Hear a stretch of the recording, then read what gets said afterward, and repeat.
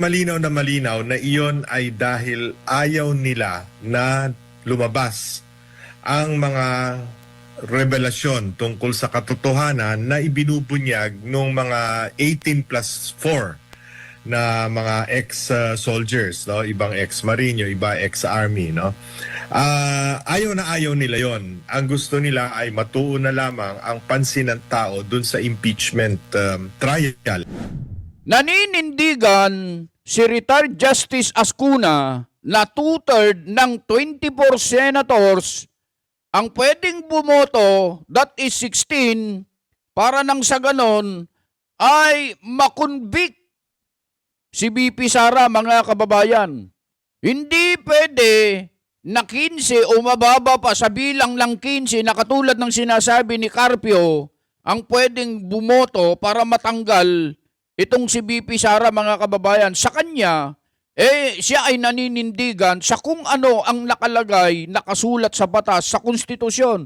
Kaya dito sa puntong ito, mga kababayan, ako ay naniniwala dito at dapat naman talagang siya ang paniwalaan dahil nasa panig siya ng konstitusyon at ng batas.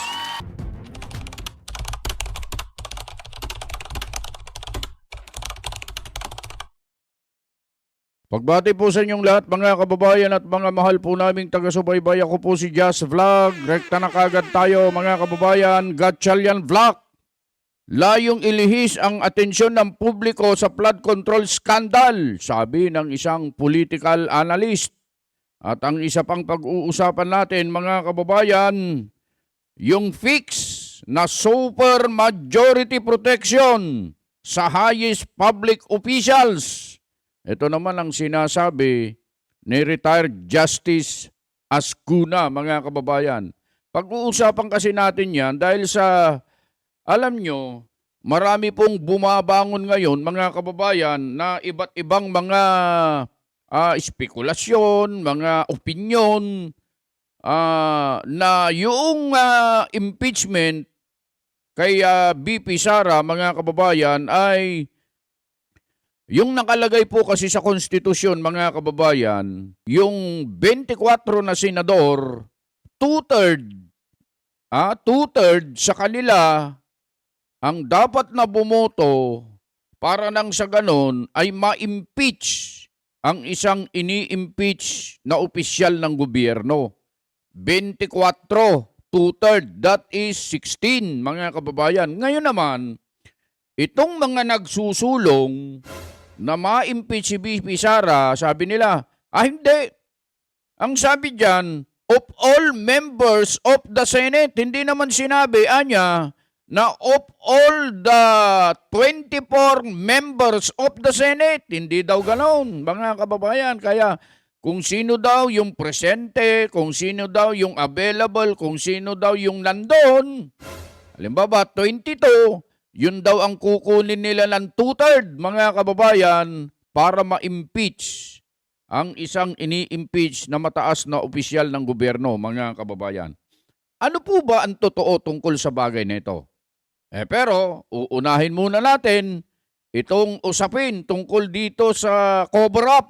Oo, cover-up ng Gatchalian Vlog sa flood control scandal at pakinggan natin itong sinasabi ng isang political analyst. Alam nyo, maraming political analyst ngayon na lumilitaw, lumalabas, mga kababayan. Pero, ano ito, yung mga iba na nagpapakilalang political analyst, political lang pero hindi po sila nag-a-analyze, mga kababayan. Hindi sila analyst talaga. Sila po ay tinatawag lang na political analyst pero hindi po talaga sila nag-a-analyze o hindi nila ina-analyze yung kanilang sinasabi. Kaya mag-iingat kayo, mga kababayan, doon sa nagpapakilalang political analyst ko, no, katulad ng isang kalbo na kakilala ko na ang lalaki ng ngipin na may tartar pa yata sa ngipin. Akala mo ay napakagaling na political analyst. Hindi naman yata ina-analyze yung sinasabi niya, mga kababayan. Pero itong political analyst na ito na mapapanood natin, pakinggan ninyo ang kanyang sinasabi tungkol sa usapin na yan. Naniniwala ang isang political analyst na may kaugnayan sa cover-up sa investigasyon ng flood control anomaly ang pagpapalit ng lider ng Senado. Ibinahagi rin niya ang kanyang pananaw sa impeachment proceedings laban kay Vice President Sara Duterte. Narito ang balita. Naniniwala ang political analyst na si Ginoong Lito Banayo na layunin umano ng bagong liderato sa Senado na ilihis ang atensyon ng publiko mula sa isyu ng flood control scandal. Ayun, naniniwala itong political analyst na ito na cover up talaga at layong ilihis ng Gatchalian Block ang atensyon ng publiko sa flood control scandal, mga kababayan. Napapansin kasi ng political analyst ito na uobserbahan. Sa halip kasi na talakayin at tutukan ang mga alegasyon ng malawakang korupsyon doon, mas nakafocus ngayon ang Senado sa paparating na impeachment trial laban kay Vice President. Lalo na po itong mga nasa tinatawag na Senate of the President, mga kababayan ha. Yan ang kanilang pinupukusan ngayon. Diyan sila nakatutok. Yan ang kanilang atensyon ngayon, yung impeachment. Kasi nga, mga kababayan, palibhasa sila po ay Senate of the President, kailangan na matanggal talaga nila. Talagang gagawin nila lahat ng paraan para nang sa ganun ay matanggal sa pwesto si BP Sara at nang hindi na makatakbo sa 2028. Hindi natin ipinagtatanggol dito si BP Sara, mga kababayan ha. Sinasabi lang natin itong eksenang ito, senaryong ito na maaaring mangyari para nang sa ganun malagasan sila ng kalaban at patuloy na maghari sila sa bansang Pilipinas, mga kababayan. Sara Duterte, ang sikreto sa likod ng rigudon sa Senado, nangyari matapos maagaw ng Gatchalian Block ang kapangyarihan ng lumipat ng panig si Senator Joel Villanueva.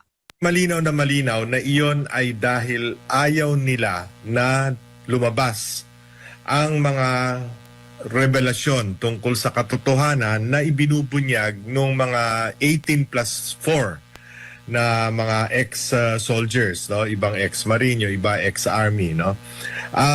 Ayaw nila yon. Ang gusto nila ay matuon na lamang ang pansin ng tao dun sa impeachment trial. Ayon pa kay Banayo, sadyang pinigilan ang pagpapatuloy ng mga pagdinig ng Blue Ribbon Committee noong pinamumunuan pa ito ng Cayetano Block upang hindi mabunyag ang umano'y malawakang korupsyon. Sa ngayon, si Senator Erwin Tulfo na ang nakaupo bilang pinuno ng komite. Isa sa mga nadawit din sa issue matapos mabanggit sa testimonya ng Brave 18 na tumanggap umano ng male-maletang pera. Dagdag pa ni Banayo, posibleng layunin ng Senado na sa oras na tuluyang magsilbi itong impeachment court pagsapit ng Hulyo ay nakatuon na ang publiko sa impeachment trial at hindi na sa usapin ng flood control anomaly. Gayunpaman, naniniwala siya na mahihirapan pa rin ang Senado na makakuha ng sapat na boto upang makonvict si Vice President Sara Duterte. Alam nyo, mga kababayan, itong sinasabing ito dito sa balita at itong political analyst na ito,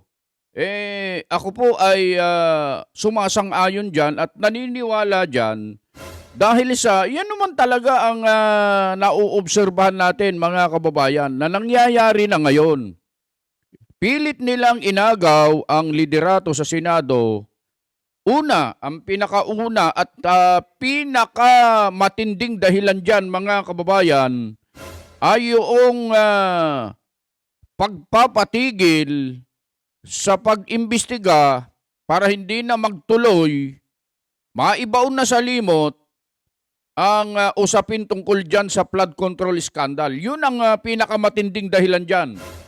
Pangalawa, kaya pilit nilang kinuha at inagaw ang kapangyarihan sa Senado para nang sa ganon ay ma-impeach, matanggal nila sa pwesto si BP Sara para nang sa ganon ay mawalan sila ng kalaban sa pagkapangulo sa 2028. Yan ang pinakamatitinding dahilan nila, mga kababayan. Kaya kahit sa anumang paraan ay gagawin nila ang lahat para lang sa ganun ay magawa nila ito, mga kababayan. Kaya hindi katakataka na magkaroon ng ganitong mga pananaw yung ating mga kababayan dahil yan ang nangyayari talaga sa ngayon. Huwag na tayong maglokohan dito mga kababayan. Huwag na tayong magplastikan dito. Yan talaga. Yan talaga ang tunay na dahilan at nangyayari na po sa pagkakataong ito mga kababayan. Ito'y sa kabila ng 90 days suspension ni Senator Jinggoy Estrada at inaasahang hindi pagdalo ni Senator Ronald Bato de la Rosa. 22 na lang sila na attend ng trial. But still, 66% of, or two-thirds of 22 is 14.52 members. At pag ni-round off mo yan, batay sa simple arithmetic, ibig sabihin, 15 ang kailangan na bumoto to convict. Sa tingin ko, hanggang sa dulo, napakahirap na makuha yung 15 to convict. Kaya mga kababayan, yung 15 to convict, BP Sara dito mga kababayan, mahirap talagang kunin yan. Oo po. Pero, sa administrasyong ito mga kababayan, walang imposible dyan.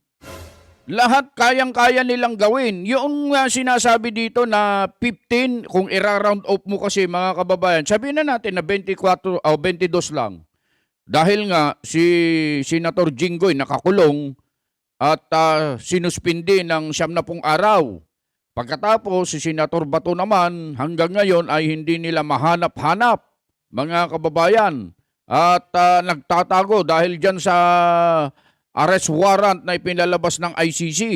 Di 22 lang sila mga kababayan. Pero mga kababayan, tandaan natin ang nakalagay sa konstitusyon, hindi naman sinasabi na if, walang ganun eh. If someone o kung sino man ay nakulong o kaya pinaghahanap ng batas, ay hindi nakasali dun sa 24. Yung dalawa na yon mga kababayan, sa ayaw natin at sa gusto, senador pa rin si Senator Jinggoy at Senator Bato de la Rosa. Ibig sabihin mga kababayan, yung bilang na 24, wala pa namang namamatay. At sana kung meron man, yun na lang mga senador na pilit na pinagtatakban ang pagnanakaw sa ating bansa, yung mga nagtatakip sa mga mastermind. Yun na lang kung magkakaroon po sana mga kababayan. Pero sa ngayon mga kababayan ay 24 pa lang sila. So talagang mananatili na 20, yung 24, 16 ang two-third nun mga kababayan, kaya 16. Ayan naman. Ipinipilit ng mga senador na ito, madami nang lumalabas na mga pahayag na ito naman ang binabalik-balikan nitong mga bayarang media naman na ipinopos nila na 22 na lang daw ang senador na maaaring bumoto.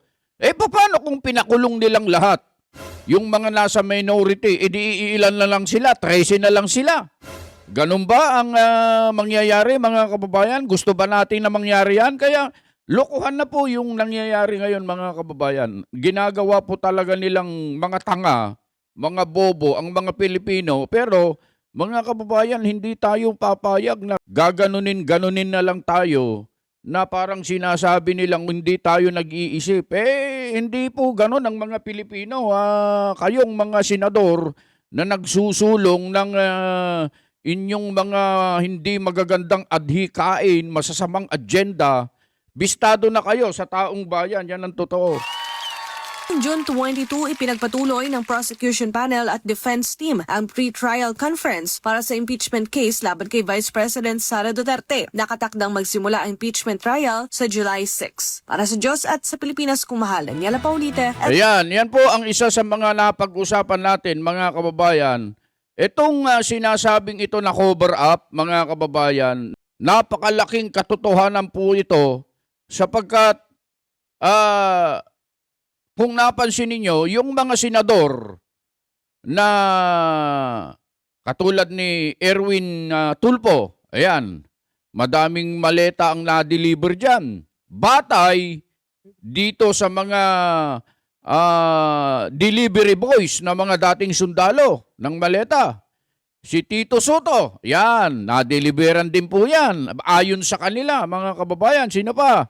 Cheese Escudero, yan, kasama din po yan mga kababayan. Villanueva, binanggit din po yan mga kababayan sa Blue Ribbon.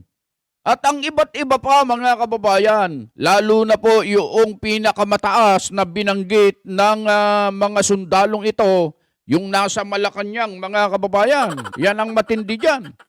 Kaya itong sinasabing ito na ang Gatchalian Black ay pilit na inililihis ang publiko, ang atensyon ng publiko sa flood control scandal, totoo po ito mga kababayan. Ganun talaga ang ginagawa niyan. Kaya abangan natin mga kababayan, kung talagang totoo sila at kung talagang sabi kasi nila, okay na, trabaho na tayo wala nang threat sa Senado.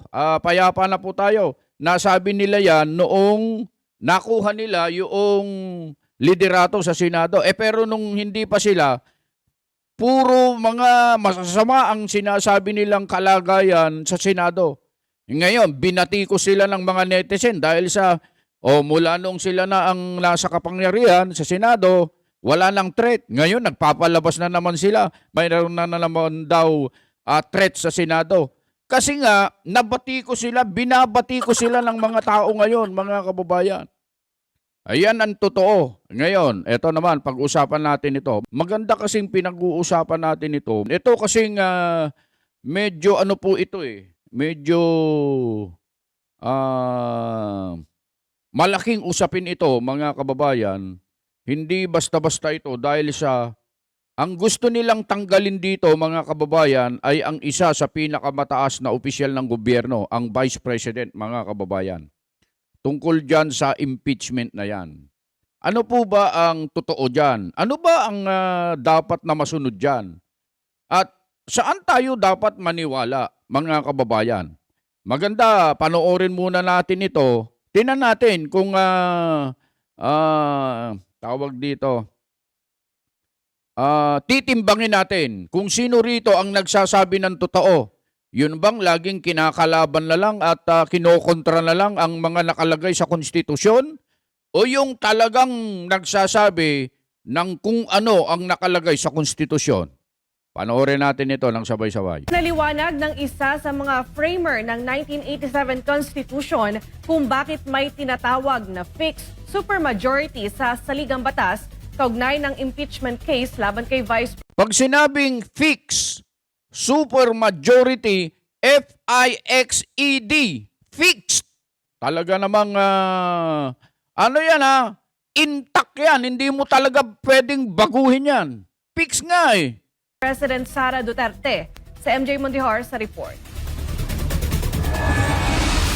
Pwede bang bumoto sa impeachment trial ang senador na wala sa impeachment court? Ito ngayon ang isa sa mga pinagtatalunang paksa kaugnay na nalalapit na impeachment trial ni Vice President Sara Duterte sa July 6. Sa 24 incumbent senators, 2 ang posibleng hindi makalahok kapag nag-convene ang Senado bilang impeachment court. Ang mga ito ay sina Senator Ronald Bato de la Rosa na nagtatago dahil sa ICC warrant at Senator Jingo Estrada na pinatawan ngayon ng 90-day suspension kaugnay ng kanyang mga kaso sa Sandigan Bayan. Batay sa 1987 Constitution, kailangan ng boto ng 2/3 ng lahat ng senador o 16 na boto upang makonvict ang isang opisyal sa impeachment trial. Ayan kailangan ng 16 na boto doon sa 24 na bilang ng mga senador para makonvict ang isang impeachable official, mga kababayan. Tandaan po natin yan. Yan po ang nakalagay sa konstitusyon. 24 ang two-third noon, mga kababayan, 16. Gayunman, ayon kay retired Supreme Court Associate Justice Antonio Carpio, maaaring bumaba sa 15 o mas mababa pa ang bilang ng boto na kailangan. At tinan mo itong kung paano mag-isip itong retired Justice. Pangalan nito, Antonio Carpio ba ito, mga kababayan? Ito yung laging kumukontra Ito ang laging kumukontra. Ito kasi, mga kababayan, nagpapabango. Kumbaga ay parang nagpapakitang gilas ito, mga kababayan, para nang sa ganun ay kahit papano ay malingon siya ng administrasyon at mabigyan siya ng magandang pwesto sa administrasyon. Parang ganun ang ginagawa nito. Kaya panay ang ngak-ngak, panay ang ang daldal nito sa social media, pero yung mga okay lang sana. Okay lang sanang dumaldal, okay lang sanang magngak-ngak ng magngak-ngak kapag ang sinasabi niya sana ay naaayon sa konstitusyon at naaayon sa ikabubuti ng ating bansa. Ang problema kasi dito sa taong ito, mga kababayan, napakagaling pa naman nito at kinikilalang isang pinakamagaling na abogado sa buong Pilipinas, sabi ni Senator Marcoleta, kontra doon sa konstitusyon ang sinasabi. 22, pwede daw, dahil 22 na lang. Hindi na isinasama si Senator Jinggoy at saka si Bato. Tinanggal na niya sa listahan ng senador. Bakit hindi na ba senador si Jinggoy at saka si Bato? Justice, retired justice. Lagi kasi ikinakapit yung retired justice dito sa pangalan ni tawag dito Antonio Carpio Hindi po yun si yung nakikita nyo diyan na picture si Antonio Carpio yan, mga kababayan. Hindi na ba sila kasama? Sila ba'y namatay na? Buhay pa naman? Sabi niya 15 o mas mababa pa daw ang pwedeng bumoto. Upang makonvict si BP Duterte. Depende raw sa bilang ng mga senador na kwalipikadong bumoto. Paliwanag ni Carpio, ang 2/3 vote requirement ay dapat ibatay lamang sa mga senador na legal na nakagaganap ng kanilang tungkulin at kwalipikadong bumoto. Ayan, alam nyo mga kababayan, mind conditioning ito. Kaya nagpapahayag ng ganitong mga opinion itong ugok na ito para ikondisyon ang isip at utak ng mga tao, ang kanilang atensyon na, pwede pala yung ganon. Yung mga kababayan kasi natin, yung mga kababayan po natin kasi, pagka ganitong mga retired justice ang nagsasalita, at yung mga kababayan natin kasi madaling mapapaniwala yung iba lalo na yung mga kakampi nila, ipinagmamalaki pa nila itong mga sinasabi ng mga retired justice na ito, katulad ni Carpio, mga kababayan. Oo. Ayan. Mga kababayan, minamind condition po ang publiko para nang sa ganon ay pumayag na 22 lang at mababa pa sa 15 ang pwedeng bumoto para maipatupad nila yung kanilang hangarin, agenda, layunin na matanggal ang isa sa pinakamataas na opisyal ng ating gobyerno. Yan ang kanilang target dyan, mga kababayan. Yan ang kanilang goal dyan, mga kababayan. Aniya, kung may mga senador na nasa preventive suspension, nagbitiw, pumanaw o hindi na kwalipikadong bumoto, mababawasan rin daw ang bilang ng Senate members. Kapag namatay pwede. Pero pagka sila ay buhay pa at nandyan pa sila, kasama pa rin sila sa bilang ng mga senador. Ito talagang si Carpio. Na pagbabatayan ng 2/3 threshold. Pero iba naman ang pananaw dito ni retired Supreme Court Associate Justice Adolfo Ascuna. Ayan pakinggan ninyo mga kababayan Ito, retired justice din ito. Na kapareho ni Carpio. Pero itong si Ascuna, mga kababayan, iba ang kanyang pananaw. Tingnan nyo hindi sila magkapareho ng opinyon at pananaw, mga kababayan Nindigan si Ascuna na nananatiling 16 na boto o 2/3 ng kabuang 24 na senador ang kailangan para mahatulang guilty si VP Duterte sa nalalapit na impeachment trial. Naninindigan si retired Justice Ascuna na 2/3 ng 24 senators ang pwedeng bumoto, that is 16, para nang sa ganon ay makonvict si VP Sara, mga kababayan. Hindi pwede na 15 o mababa pa sa bilang ng 15 na katulad ng sinasabi ni Carpio ang pwedeng bumoto para matanggal itong si VP Sara, mga kababayan. Sa kanya, siya ay naninindigan sa kung ano ang nakalagay, nakasulat sa batas, sa konstitusyon. Kaya dito sa puntong ito, mga kababayan, ako ay naniniwala dito at dapat naman talagang siya ang paniwalaan dahil nasa panig siya ng konstitusyon at ng batas.